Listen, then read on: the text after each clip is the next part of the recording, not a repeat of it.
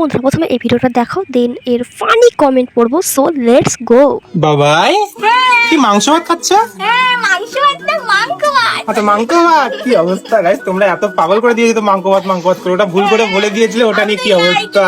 বলেছিলাম কিন্তু ওটাই ভাইরাল হচ্ছে। ইস রে, কত আনন্দ মেয়েটার। হাসিও পাচ্ছে, ভালো লাগে। আজকে রবিবার গাইস, রবিবার মানেই তো মাংস ভাত। মাংস ভাত, আচ্ছা মাংস ভাত। মাংস ভাত, মাংস ভাত। কি অবস্থা গাইস, সত্যি সত্যি হাসিই পাচ্ছে, আমাদের নিজেদেরই হাসি পাচ্ছে এখন, সত্যি আর সত্যি। আমরা তো মজা করে ছেড়েছিলাম। হ্যাঁ আচ্ছা খেয়ে নাও, মাংস ভাত খেতে হবে না, মানে মাংস ভাত খেতে হবে না।